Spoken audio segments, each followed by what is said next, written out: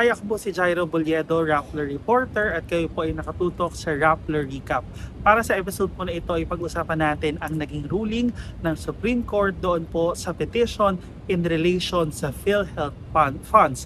Napakalaking usapin po nito dahil may kinuha pong bilyong-bilyong piso na pondo mula po sa PhilHealth na kinuha mula sa state insurer papunta po sa National Treasury o kaba ng bayan.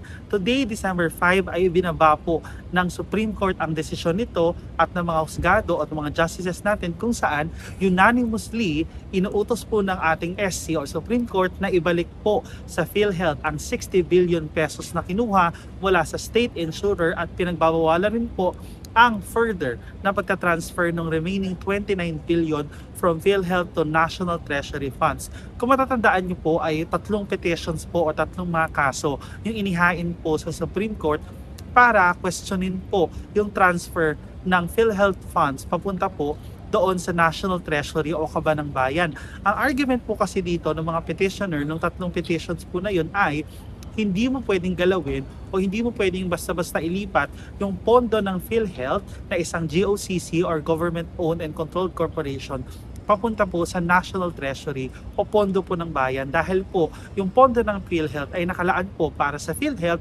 at nakalaan po para sa mandato po nito na state insurer or ginagamit po at nakatutulong sa ating mga kababayan sa mga oras po na pangangailangan nila na may kinalaman sa medical. Ngayon po, doon po sa ruling na ibinaba at sinulat po ni Associate Justice Amy Lazaro Javier, pinagbabawalan din po bukod po dun sa inuutos ng pagbabalik nga po ng 60 billion ay permanently ipinagbabawal na po yung paglilipat nga po ng 29.9 billion na fund balance na supposedly nakatakda po sanang ilipat pa mula PhilHealth papunta pong pondo ng bayan. So ang nangyari po kasi dito ay doon po sa GAA or yung General Appropriations Act. Ito po yung taunan pong ipinapasa ng ating Kongreso, ng Senado at ng House of Representatives. Taon-taon po nagpapasa po ng GAA or General Appropriations Act. Ito po yung magiging basihan or basis po ng ating mga national budget or ng national budget na tinatawag. Ngayon po, kada taon, naglalagay po dyan kung magkano po yung mga budget for agencies, etc. etc. For the 2024 po, or for the year 2024, nagkaroon po ng tinatawag na special provision doon sa GAA kung saan po sinasabi na pwede pong kumuha ng pondo sa excess funds po na tinatawag, mga pondo po from GOCC o yung mga corporations po na pag-aari o controlled ng government natin at ilipat po sa National Treasury para magawing unprogrammed appropriations or UA na tinatawag. Ito po yung also known as standby funds. In short, ang nangyari po dito ay doon po sa 2024 GAA na yon, pinayagan po na kumuha ng pondo from GOCC at ilipat po para maging standby funds. Kaya po ito yung kine-question ng mga tao, kine-question po ng mga petitioners. Sa case po ng PhilHealth, dahil po may special provision po na ganun sa GAA 2024 po na isang batas, nung Finance Secretary po, si Secretary Ralph Recto, nagbaba po siya ng isang circular kung saan inuutusan niya po ang PhilHealth na mag-transfer po ng 89 billion pesos from PhilHealth to National Treasury para po maging para pondohan or sumama po sa pondo na tinatawag na UA or unprogrammed funds. Kaya po ngayon, ayun po ang question dito ng mga tao. Ngayon, kaya 60 billion lang po yung na-transfer kasi nung umakyat na po sa Supreme Court yung kaso nito, nagkaroon na po ng tatlong petition, naglabas po ang Supreme Court ng temporary restraining order noong October 2024 kung saan nasa 60 billion lang po yung na-transfer at naiwan po yung natitirang 29 billion. Kaya 60 billion lang po yung natanggal or nakuha from the PhilHealth po. Kaya iyan po ang naging kwento, iyan po ang summary nitong problema na to. Alam nyo, very very important to at vital itong case na to sapagkat sinasabi dito, ina-argue po ng mga advocates at ng mga public health groups na hindi mo pwedeng basta-basta galawin yung pondo ng mga GOCC or mga kumpanya or corporation na controlled o pag-aari ng gobyerno dahil may mga mandato silang ginagawa, may mga mandato silang ginagamit para makatulong sa mga tao. In particular, ang mandato nga po ng PhilHealth na yon ay tugunan po yung mga financial, makatulong po dun sa financial needs ng mga taong may kinakaharap po ng mga medical needs o may kinakaharap po na problema sa pagpapa-ospital. Ngayon po, pag-usapan naman natin yung naging ruling ng Supreme Court. So, majority vote po, hindi po unanimous, pero majority po ng mga justices ay nag-rule po na yung special provision po na sinasabi ko kanina na pinayagan po yung pagta-transfer or pagkuha po ng pondo mula po doon sa GAA ay unconstitutional din po. Sinasabi rin nila na yung DO of Circular ni dating Finance Secretary Ralph Recto na inuutusan po yung pagta-transfer ng PhilHealth funds ay unconstitutional din daw po dahil may grave abuse of discretion amounting to lack or excess of jurisdiction.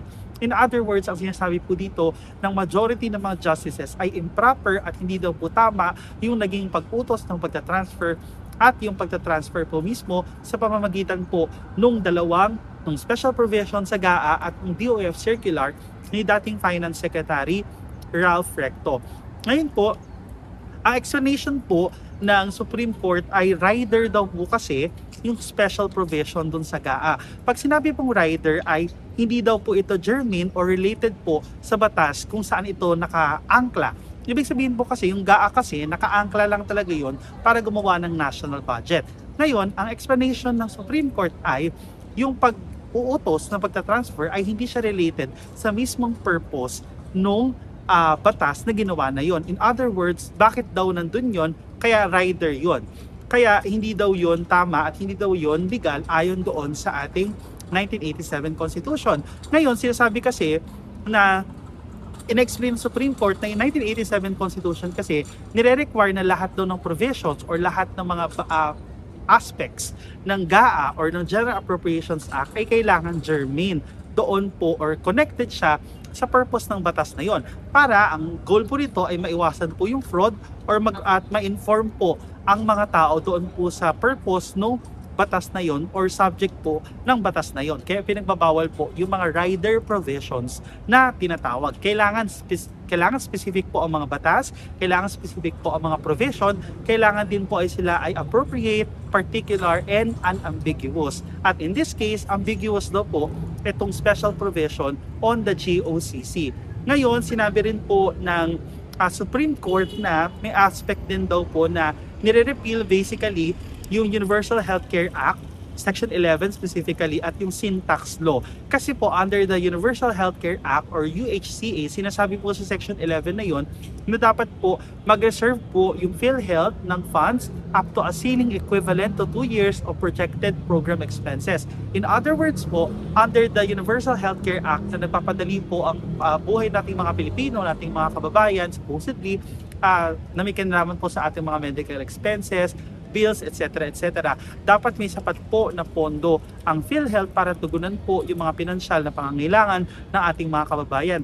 Ngayon, ang problema, dahil po sa DOF circular or pagkuha po ng pondo from the PhilHealth ay nagiging imposible po na masunod yung mandato ng PhilHealth under the Universal Healthcare Act. Kaya po vinoid po yung provision na yon doon sa ating ruling. Ngayon, bukod po doon, sinasabi rin po na kung gusto daw po, sabi ng SCP, naalala nito sa Congress, na kung may kailangang baguhin or may babaguhin po doon sa Section 11 ng Universal Healthcare Act, hindi daw to basta-basta lang pwedeng gawin sa pamamagitan po ng GAA. Kailangan po may separate legislation or meron pong ibang batas na ipapasa or may ibang batas measures na gagawin para po mapalitan or ma-update po yung mga laman ng Universal Healthcare Act.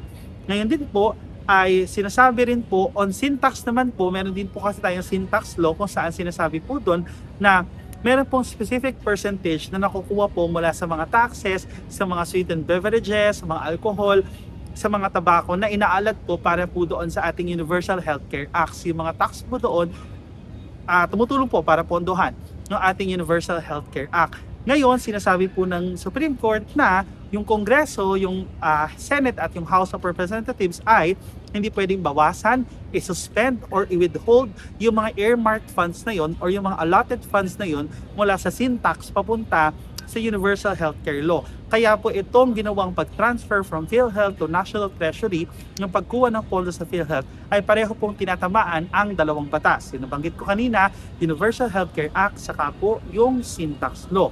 Ngayon, sinasabi rin, lastly, sa dulong part po ng ruling, sinasabi ng Supreme Court na hindi po pwedeng basta-basta mag-augment or gumamit ng kahit anong item sa GAA yung isang finance, yung finance chief o yung head po ng Department of Finance dahil ang powers po na yon ay nasa presidente lamang. Pero yung part din po kasi dun sa petitions nila, gusto rin pong hinihiling din po ng mga petitioners na magkaroon po ng mag-recommend po ng kaso o magkaroon po ng kaso for technical malversation po itong si Secretary Ralph Recto.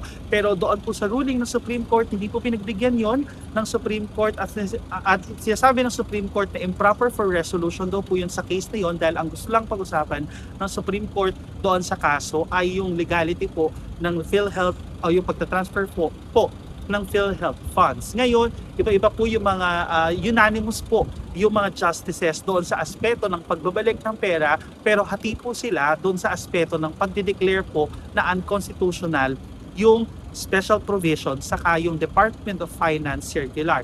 Ang sabi po ni Senior Associate Justice Marvic Leonen, ni Justice Benjamin Caguiwa at ni Justice Ramon Paul Hernando, yung mga provisions po na to, yung unprogrammed appropriations po, yung pagdadagdag po ng amount ng unprogrammed appropriations pamamagitan po ng paglilipat po ng pera from GOCC ay unconstitutional po. Ngayon, sabi po ni Justice Hernando, yung bukod nga po sa unconstitutional, yung unprogrammed funds ay dapat daw po ay tanggalin yung entire amount na yun in general.